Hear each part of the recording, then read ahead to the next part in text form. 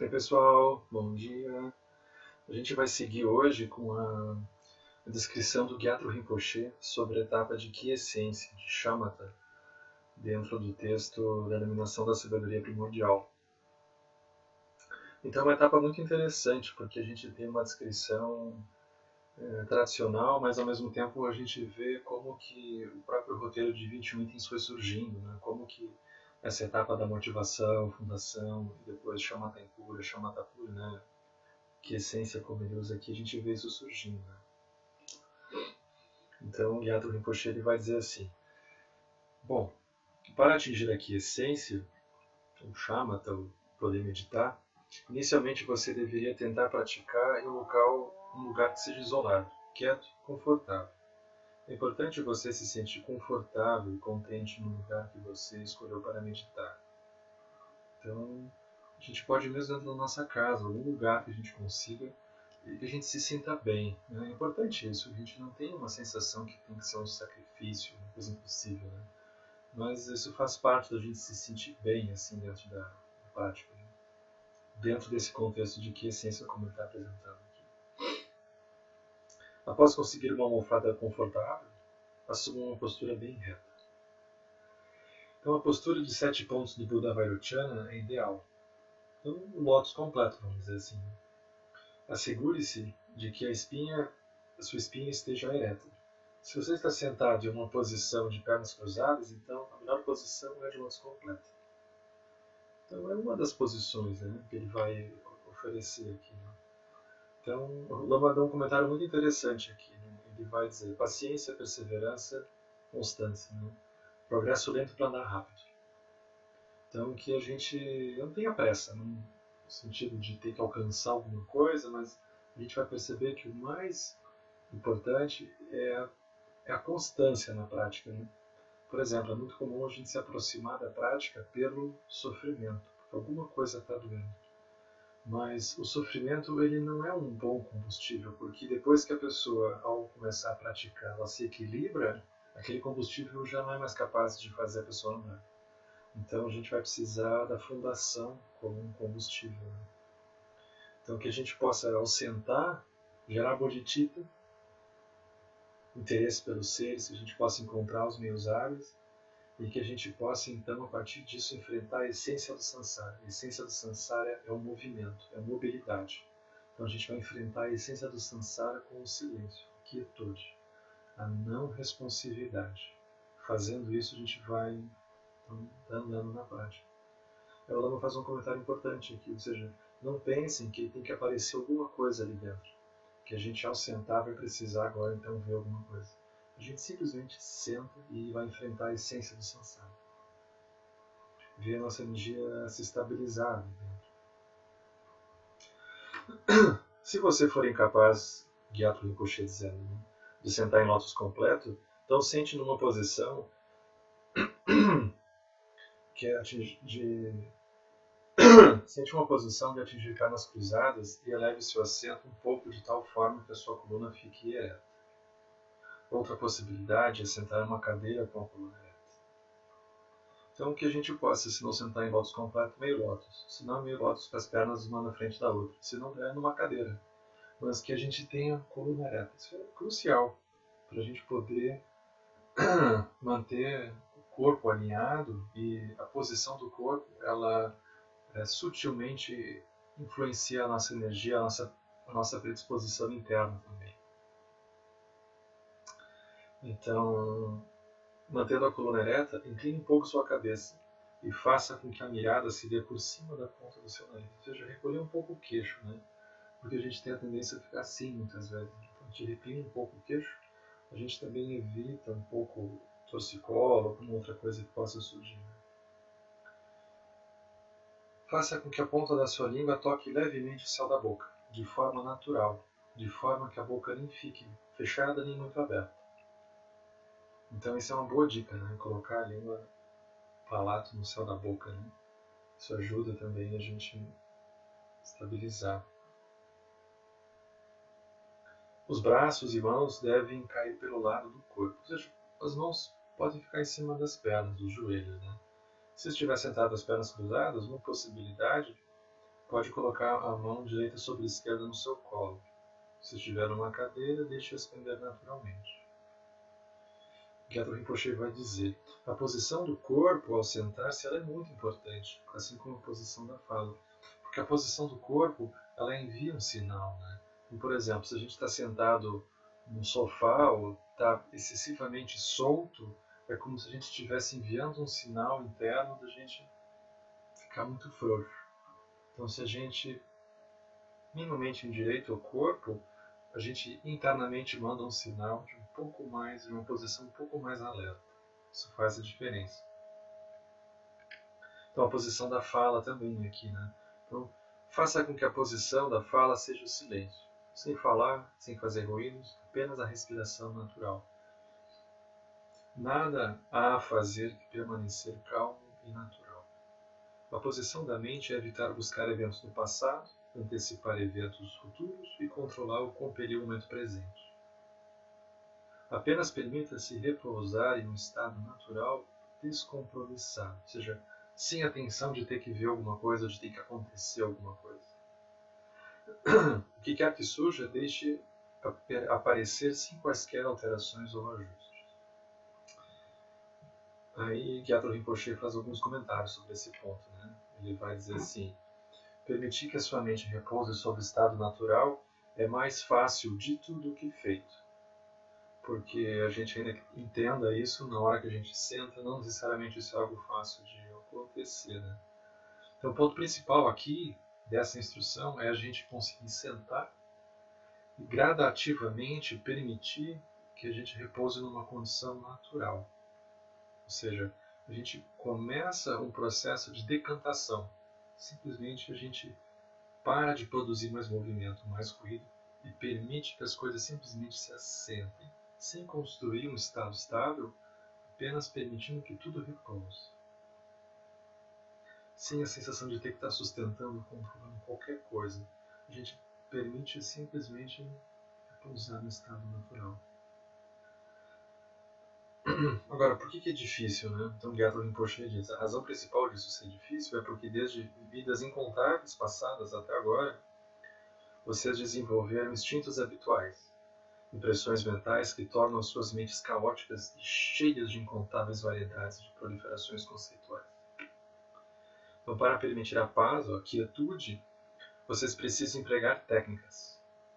Ou seja, simplesmente sentar pode ser que não aconteça nada. Né? Então isso não significa que vocês deveriam controlar os pensamentos, ou por relembrar, antecipar ou alterar a experiência. Aqui é uma instrução muito importante. Ou seja, a gente não se ocupa do que quer que venha acontecer. Em lugar disso, vocês deveriam tentar colocar a mente sobre um objeto, de tal forma que a mente ganhe foco e se acalme. Então aqui é uma técnica, né? Porque o que acontece? Muitas vezes a gente é convidado a simplesmente repousar no estado natural. Só que, como ele mesmo diz, em algumas vezes isso é mais fácil dito do que feito. Porque a gente pode sentir que essa tentativa de repousar no estado natural é como se a gente tivesse sido lançado em alto mar e tivesse simplesmente ao sabor das ondas, dos ventos e das correntes.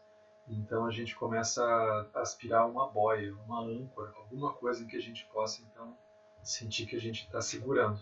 Porque isso nos oferece uma sensação de estabilidade, uma sensação de alguma coisa que a gente está estável. Né? Então aí começam a surgir as técnicas. Então, o uso de objetos sobre os quais se coloca a mente corresponde aos 3 Kayas. Então aqui é uma abordagem que ele utiliza. Né? A gente vai encontrar várias. Aqui ele usa essa abordagem dos 3 Kayas. O primeiro passo é o método Nirmanakaya. E o método Nirmanakaya é acompanhado pelo uso da imagem do Buda Shakyamuni, manifestando-se como Buda Nirmanakaya, a corporificação de uma manifestação intencional. Então, uma imagem do Buda Shakyamuni é colocada na sua frente, de tal forma que a sua visão caia naturalmente sobre ela. Então aqui é como se a gente pegasse uma estátua, pegasse uma imagem, uma pintura, uma foto, alguma coisa, colocasse na frente, de modo que a nossa mente, aquela imagem, se torne uma única coisa. E essa âncora, ela é algo que toda vez que a gente se perder, a gente tem algo aparentemente dual, concreto, que eu posso retornar. Então eu descubro que a minha mente esboçou, eu volto para aquela âncora. eu esvoaço e volto. Eu tenho algo aparentemente tangível que eu posso ver com os olhos, onde aquilo eu posso me ancorar. Esse é o método Nirmanakaya. Só que vocês vejam, ele vai do grosseiro para o sutil. O segundo passo é o método Sambhogakaya. O método Sambhogakaya ele é praticado pelo uso de uma imagem de Vajrasattva, manifestando-se como o Buda Sambhogakaya, corporificação da felicidade completa. Então aqui não é necessariamente uma estátua ou alguma coisa, mas já é o método de uma imagem de uma deidade, que a gente também, do mesmo modo, a gente pode olhar, mas depois de um tempo a pessoa já não precisa mais da imagem, ela já guardou a experiência da imagem e ela usa essa imagem de Vajrasattva como um método. Né? E o terceiro passo é o método Dharmakaya. Ele é atingido visualizando uma imagem de Vajradhara no centro do coração. Então aqui já não tem mais o suporte de algo externo, a pessoa já usa o próprio processo de visualização como base do foco da sua atenção, como a sua âncora. Então aqui é interessante, a mesma mente que esvoaça, ela cria a experiência de algo visualizado, ela cria a experiência da âncora. Então é mais sutil, é mais delicado, a gente vai precisar de uma habilidade de criar uma visualização e aquela visualização ser a nossa âncora. E toda vez que a gente dispersa, a gente retoma a visualização e mantém o foco ali. No caso, a imagem de Vajradhara no centro do coração. Uma vez que a quiescência seja atingida nesses 3 estágios, você está pronto para começar a prática da quiescência sem qualquer elaboração, sem precisar de uma âncora aparentemente dual, que eu possa me agarrar. Né? Então aqui, aos poucos, a gente vai depurando esse processo e não vai sendo mais necessário. Se você não possui qualquer dessas imagens do Buda, a prática ainda assim pode ser feita. Então ele vai simplificar aqui. Você pode usar uma pedra, um pedaço de pau, uma flor, qualquer coisa que seja encontrada no ambiente que você esteja e não tenha custo. Então a pessoa pode substituir essas visualizações por um objeto que a gente encontra ao nosso redor e coloca na nossa frente. Simplesmente pratique com um objeto colocado diretamente à sua frente, como faria com as imagens. Idealmente, esse objeto deveria ter em torno de 4 dedos de altura. A mente deve manter-se unifocada sobre esse foco sem qualquer distração. Uma vez fitando sem distração a estátua ou objeto, observe o que a sua mente faz enquanto você tenta focá-lo. Isso aqui já é a prática acontecendo. A gente vai fazer um processo agora mais sutil. A gente não apenas está tentando manter o foco, no sentido de vigilância acontecendo ali, como a gente cria um observador que observa o que acontece conosco, com a nossa mente, com o lugar que a gente vai, enquanto a gente está realizando esse processo. Não deve, nesse ponto, não deve haver qualquer tentativa de gerar uma visualização como você faria em uma prática do estágio da geração, no sentido do Vajrayana, né, das deidades. Você simplesmente olha a imagem com uma concentração enfocada, nada mais. Ou seja, sem fazer qualquer coisa com a imagem, sem precisar construir a imagem assim, lançada, sem analisar, simplesmente focar. Só que o Lama aqui ele faz um comentário sobre o método que é utilizado no SEB. Né? Então, ainda que esses métodos sejam apresentados, a gente usa o foco na energia. Vocês vejam que aqui nessa época, o Lama descreve esse processo da energia. Esse texto é de 2011, iníciozinho de 2011, 2010. E na época o Lama não enfatizava do modo como hoje, 2017, vamos dizer assim, ele faz com os 5 lungs, dos 5 elementos. Né? Então aqui ele oferece essa contemplação a partir da energia, mas ele não chega a esmiuçar isso a partir dos 5 elementos. Isso vai surgir um pouco posterior. Mas aqui é o mesmo processo, ou seja, a gente se dá conta de que ainda que a gente coloque a nossa mente, o nosso foco cognitivo em alguma coisa, a gente se dá conta de que o grande desequilíbrio que vai ocorrer conosco é nessa dimensão da energia. Se a nossa energia está equilibrada, a nossa mente mais facilmente ela se mantém no foco. Então a gente pode usar também esse processo da energia, contemplando cada um dos 5 lungas, dos 5 elementos, ou focando a energia de uma maneira mais abrangente, como ele vai colocar aqui, né? Da gente sentar, colocar o foco na respiração do corpo todo, né? Como que essa respiração, o foco no corpo todo, vai produzir o reconhecimento dessa condição de energia estável. Aí o Lama faz um comentário aqui, isso também muito interessante, sobre como que o Gyatro Rinpoche vai apresentar da diferença de shamatha, o que é essência impura e pura, né? Então, por exemplo, na quiescência impura, vocês vão perceber aqui no texto, eu produzo uma niroda, que é um fechamento de olhos, ouvidos, nariz, língua, tato e da própria mente.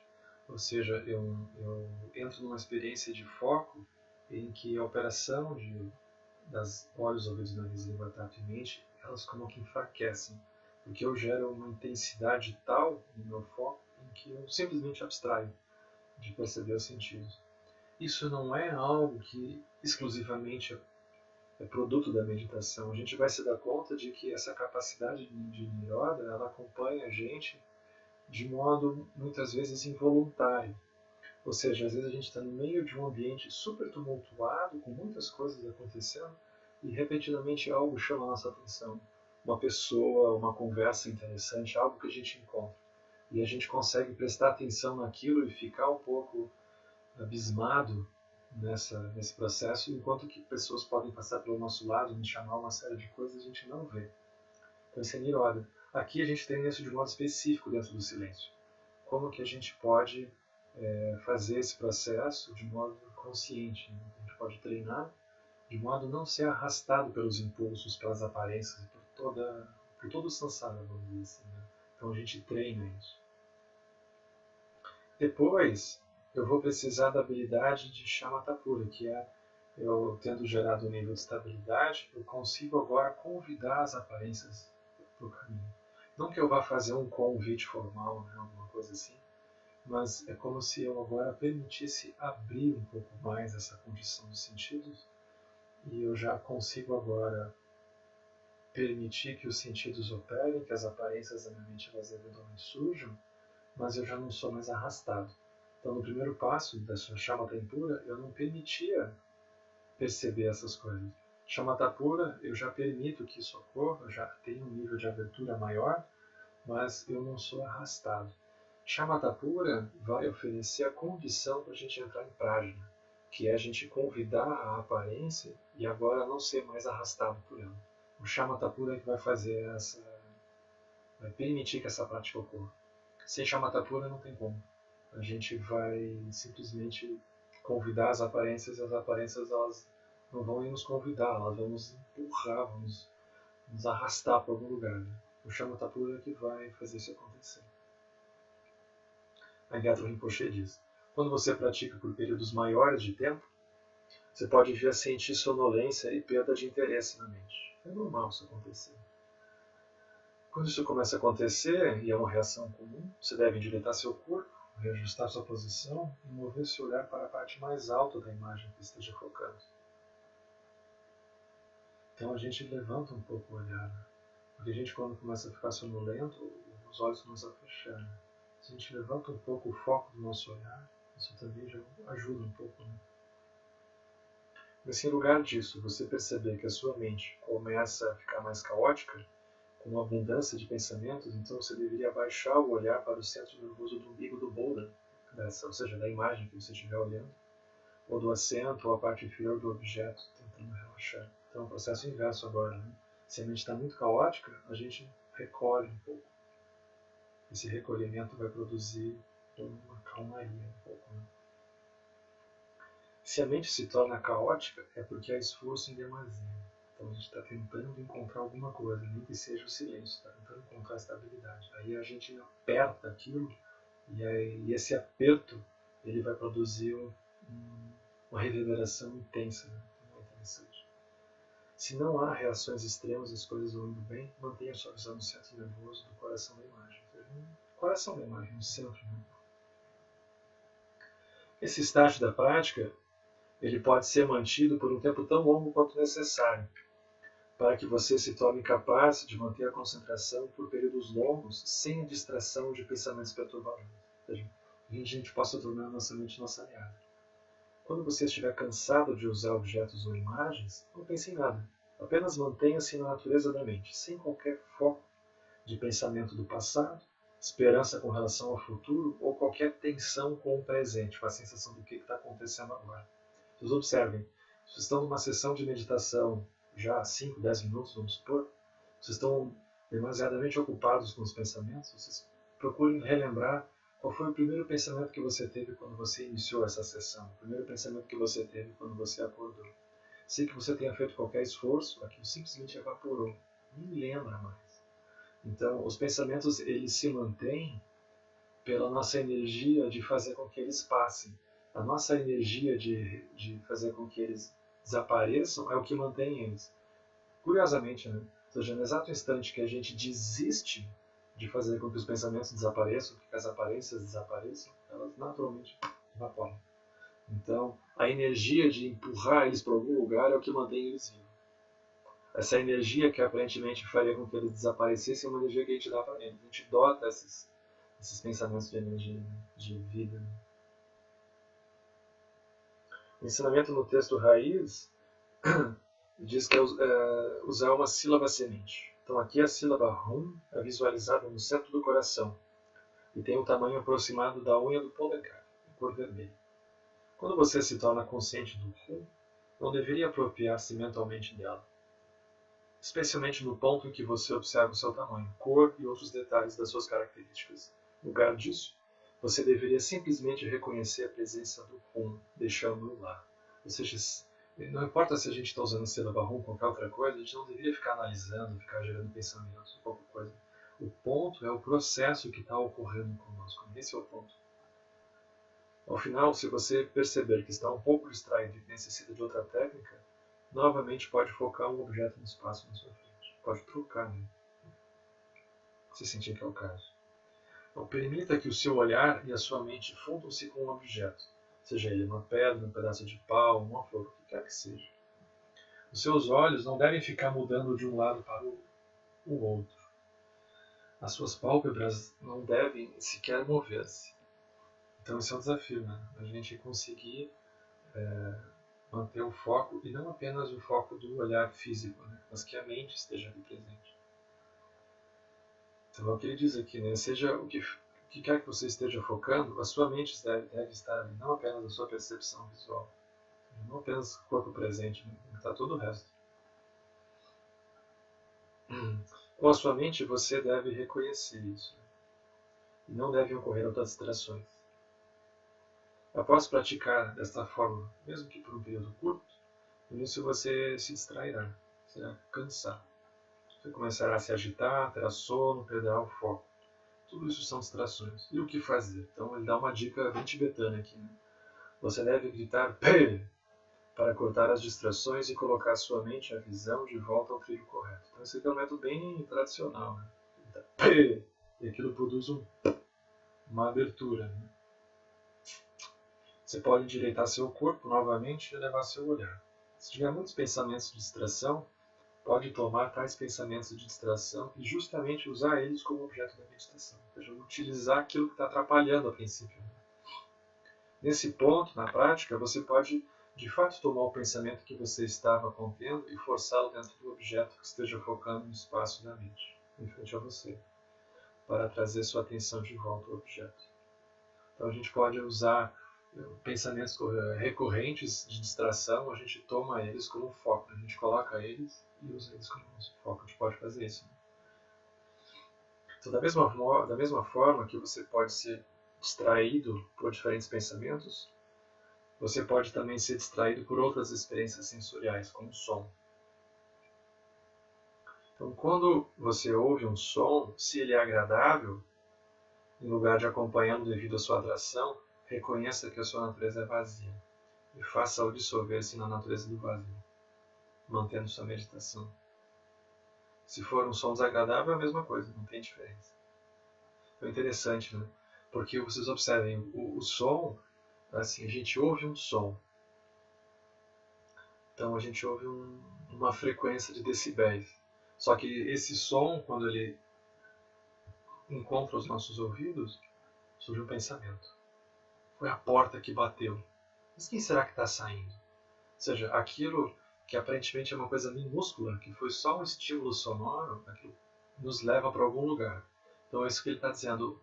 O fato de ter som ou não ter som não é o ponto. É o para onde a gente vai, para que lugar a gente vai quando o som aparece.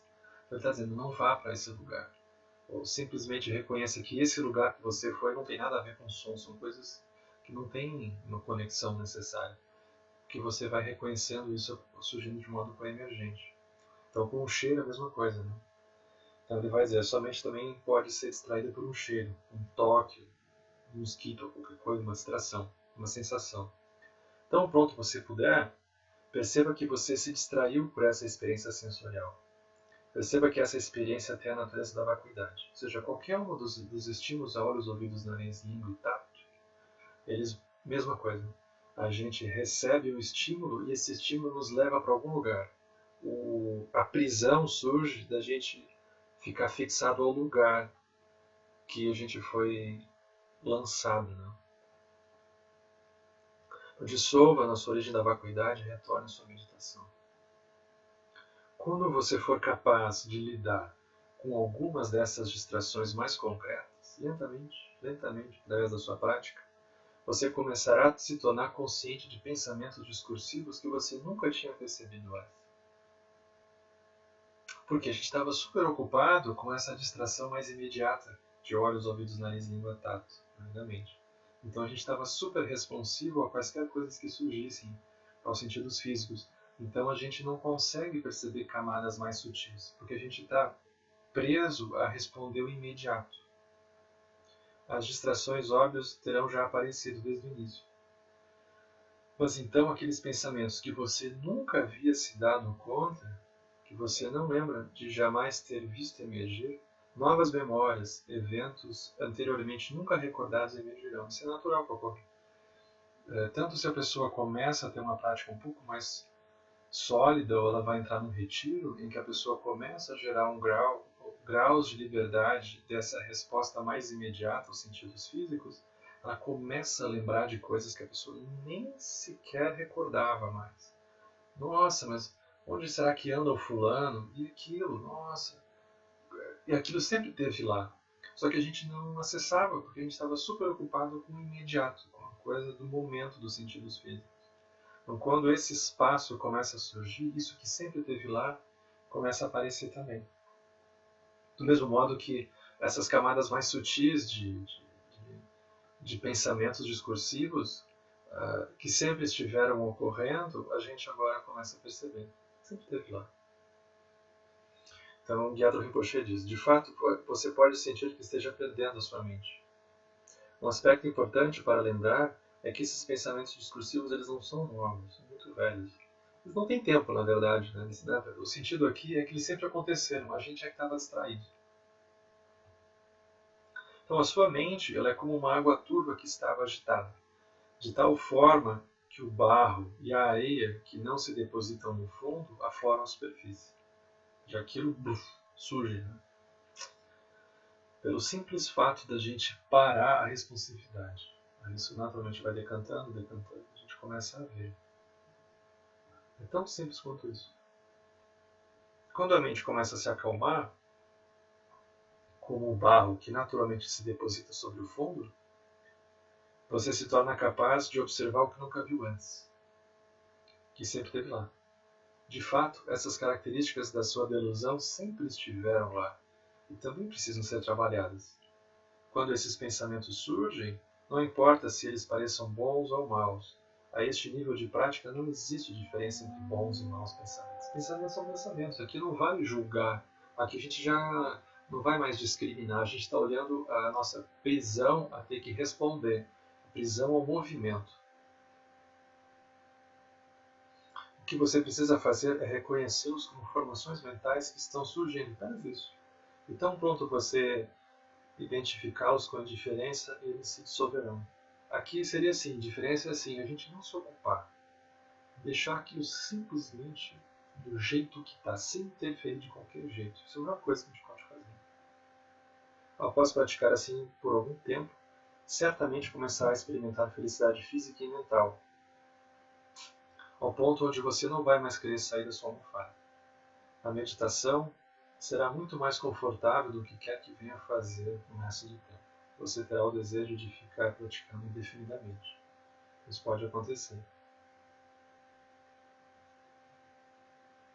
Aí tem quiescência impura. Nesse ponto, duas experiências que surgem durante a quiescência, ou shamatha. A primeira é a de felicidade física e mental, junto com o desejo de não mais interromper a meditação. Então é um efeito que o silêncio produz. Essa experiência é impura, por incrível que pareça. Aqui a sua meditação, você pode não mais experienciar os campos sensoriais, forma, som, visão, sabor, tato, sentidos. Né? É algo como entrar em um sono profundo, um desmaio, né? Alguma coisa assim. Você realmente não sabe o que se passa ao redor. Você não ouve, não vê, não sente, não percebe os cheiros, sabores, etc. Porque a gente está super focado. Quando você volta da meditação, isso é similar de despertar de um sono profundo. Você não sabe o que aconteceu, como que o tempo passou. Quando a pessoa viu, tocou o sino, a pessoa não percebeu aquilo. Essa é a experiência de quiescência impura. Porque você é incapaz de relembrar o que acontece durante a experiência. Ou seja, o que aconteceu ao redor, por exemplo. A pessoa não prestou atenção naquilo. É quase como se a mente entrasse em um estado de ausência. Agora, isso nem é a liberação, nem o resultado derradeiro. Então, isso é importante de dizer aqui. Porque isso não é iluminação e nem qualquer realização de lucidez. É, no entanto, um estágio na experiência, em que a gente pode ficar pegado, a gente pode ficar fixado de que isso, enfim, é alguma coisa. A gente vai precisar liberar de tudo. Por que isso? Estágio na experiência. Porque isso é um sinal de que você começou a atingir a quiescência e que a mente é capaz de se manter imóvel por um certo tempo sem a perturbação das aflições mentais. Mas, se você se apegar a isso como se fosse uma experiência final, terá renascimento novamente na existência cíclica. Sem apego, você deve ir adiante na sua prática. Há muito mais por vir. Importante dizer isso. Agora, e a quiescência pura? Quiescência pura é o próximo passo na experiência de permanecer em um estado de concentração unifocada por um tempo indefinido. Aqui há uma tremenda claridade. Ainda que a mente esteja imóvel, ela é lúcida e clara. Há uma lembrança completa da experiência de toda a meditação e do período pós-meditativo. A pessoa está aberta, ela está presente. Durante o estágio inicial da quiescência impura, os 8 estados cognitivos eles estão obstruídos durante a meditação. À medida em que avançamos em direção à experiência da quiescência pura, a claridade se torna desobstruída, uma vez que as experiências sensoriais funcionam normalmente, ainda que a mente nunca flutue da absorção unifocada. Durante a meditação, há a liberdade de permanecer na experiência de concentração unifocada o tempo todo em qualquer circunstância. A conclusão do período de meditação formal não constituiria na finalização da quiescência, porque o poder do estado de lucidez segue permeando a experiência pós-meditativa nas atividades diárias. Então a pessoa desenvolve a habilidade de seguir praticando, mesmo que ela não necessariamente esteja sentada numa posição formal de mobilidade. Né? Ele faz uma pergunta um pouco difícil, né? Quanto tempo leva-se para chegar à pura quiescência? Esse tipo de experiência vem como resultado de um tremendo esforço na prática. Na verdade, é assim, perseverança, né? Continuidade. Melhor olhar assim, não que a gente vá fazer uma coisa heróica, mas que é continuidade. Isso é o mais difícil e é o mais importante. Não é um resultado que venha facilmente ou rapidamente. Outros benefícios dessa realização incluem relaxamento físico e mental, e uma vez que não há distração, a prática pode ser mantida indefinidamente. Agora, quando você pratica, tanto o corpo como a mente se cansam, e à medida que você fica desconfortável, você liga algo a mais para mudar a experiência do desconforto. Ao chegar ao nível da pura quiescência, o corpo e a mente estão sempre em estado de conforto. Entretanto, se a mente se apega à experiência de se sentir bem, de sentir bem-estar físico e mental, então, tal mente de apego ela vai começar a produzir as causas de renascimento no reino do desejo, trazendo você de volta para a existência psíquica. É necessário que nunca haja apego a qualquer experiência. Então, assim, como o Lama introduz, a gente vai perceber que agora a pessoa desenvolveu, se ela desenvolve apego, né, a qualquer experiência da meditação, ela aprendeu a controlar alguma coisa, ela aprendeu a sustentar alguma coisa, ela aprendeu a sustentar, controlar a sensação de bem-estar. Qualquer êxtase, qualquer estado que a pessoa encontra, ela agora então passa a tentar equilibrar aqui. Aprendeu a controlar internamente esse estado de bem-estar. E isso então se transforma no foco central da prática da pessoa. Uma prática do samsara, o que acaba acontecendo. É um controle kármico de estado de bem-estar. A pessoa começa a controlar karmicamente qualquer estado que a pessoa encontre por dentro do silêncio. Então, isso vai introduzir uma sensação de uma aptidão, uma tendência, uma sensação de uma habilidade que a pessoa começa então a ter a sensação de estar desenvolvendo. E a pessoa começa a aspirar a desenvolver isso. Aí ela começa a fazer a prática do samsara, ela começa a desencaminhar daí. Geralmente você, Gyatso Rinpoche vai dizer, né, você deveria manter na mente que quando a sua prática de meditação começa a se aprofundar, 3 experiências vão acontecer. Primeira, bem-estar. Segunda, clareza. Terceira, ausência de pensamentos. Por quê? Porque a gente pensa que quando isso ocorre, isso é a iluminação. Se não é a iluminação, a gente está quase lá. Isso não é, nem perto. Isso são como se fossem efeitos colaterais, ou quase psicóticos que começam a surgir, né? Os mínimos começam a surgir por dentro da prática. E a pessoa então começa a fazer a prática dos 3 animais. Né? Os 3 animais, eles javali, galo e cobra, eles se infiltram por dentro do silêncio e a gente começa a fazer a prática deles. A gente começa a fazer a prática do javali, da identidade do praticante quase iluminado. A gente começa a fazer a prática do galo, que é aquele que está equilibrando a condição de bem-estar, o estado de bem-estar, e tem a cobra por ali infiltrada para que se alguma coisa der errado a gente já resolva rapidamente para retornar então a capacidade de controlar. Então a gente vai precisar ultrapassar isso. Por quê? Porque a condição de liberação ela corresponde a algo que já estava lá, que já estava, que sempre esteve, está lá, e que eu reconheço. Toda prática em que eu tenho a sensação que eu preciso equilibrar para não perder, e que se eu perco eu preciso fazer esforço para então poder ter de novo, e uma vez que eu encontrei que nada pode se mexer, senão eu perco, aí isso é uma prática construída. A prática da iluminação é um reconhecimento de uma condição que sempre esteve presente e que eu justamente perco o reconhecimento quando eu começo a controlar. É o oposto do processo de samsara. Então a gente vai precisar escapar de uma prática artificial. Né?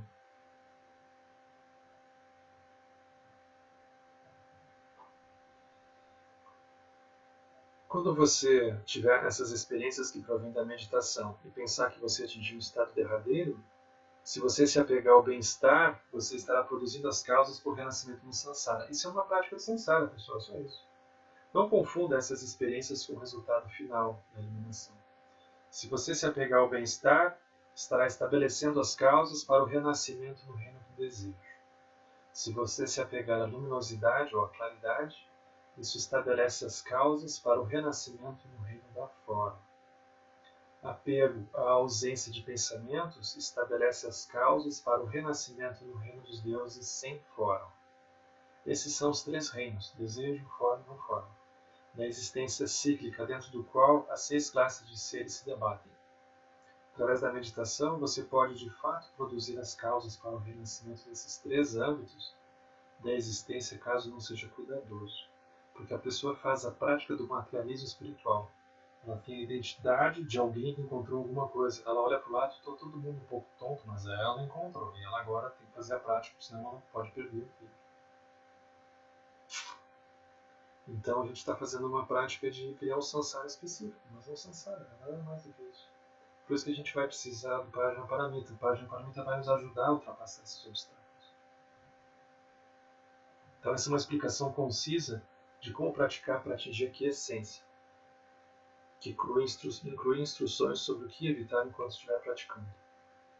Se você for capaz de praticar com sucesso, irá atingir a quiescência por períodos prolongados de tempo e meditar com claridade, preparando-se então para a segunda fase, a prática principal de cultivar a sabedoria primordial da intuição, que é a Rigpa, a página para mim. Agora, aqui, o Lama faz um comentário muito comovente, assim, porque ele diz assim: vocês observem que cada um de cada uma dessas etapas que a gente vai praticando, ela tem um teto. Então, o Lama usa esse exemplo, né? Como se a gente estivesse numa sala e a gente quer aprender a levitar. Então, a gente começa a levitar, a gente encosta em cima do teto. É o limite. A gente estivesse numa sala, né? Tudo que a gente consegue ver é o ambiente daquela sala, com as paredes, né? Então, os blocos dos ensinamentos sobre base, fundação, todos eles têm um teto. Quando eu atingo a realização da fundação, eu posso pensar que aquilo é tudo. Que não é nada, pessoal. A pessoa nem começou a meditar, mas ela pensa que aquilo é tudo. Ela está fazendo shamatha, ela pensa que aquilo é tudo. Não é nada. Quando ela completa a fundação, ou ela aprofunda a fundação, ela chega num teto. Esse teto é a laje do andar de cima. O andar de cima é shamatha. E a pessoa faz shamatha, faz, vê aquela psicodelia toda ali dentro. Ela chega num teto. Aquele teto, a pessoa bate com a cabeça no teto. Aquele teto é o chão do andar de cima. Que aí assim aquilo vai indo. É um processo super longo. A gente tem que furar cada um desses tetos para poder pisar no que vem depois, né? Só que quando a gente está numa dessas práticas, e esse é o ponto que nos pega, a gente nunca vê mais do que o teto sobre o qual a gente está. A gente nunca consegue ver além do que as paredes da sala que a gente está nos oferecem. Então é muito comum que a gente tenha uma ideia de que aquilo que a gente está experienciando é o final. Então cada um tem uma sensação do que é a iluminação, do que é a fruição. Só que isso é a visão desde a sala que a pessoa está. E essa sala que a pessoa está é uma sala fechada, que tem um teto, tem paredes, que é uma bolha. É síntese disso.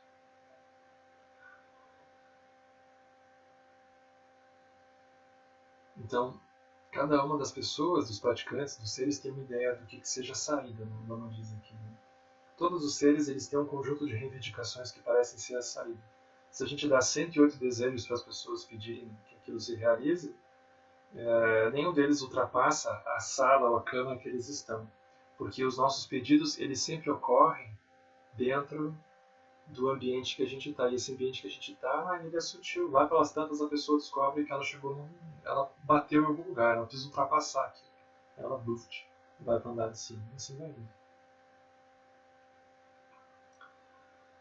Cada um desses andares que a gente vai andando, vamos dizer assim, a gente altera completamente a visão de mundo, a gente altera completamente a visão das coisas, né? Porque a gente, num certo sentido, a gente morre, a gente abandona aquela identidade e passa então a ver outras coisas, né? E assim a gente vai andando. Então essa etapa é uma etapa longa, um processo longo. Por isso que a gente vai precisar de vários conselhos sobre como que a gente vai andando e removendo os obstáculos. Né? Então é isso. A gente vai parar por aqui e vamos praticar shamatha, né? Boas práticas para todo mundo. Um grande abraço e até mais. Tchau, tchau.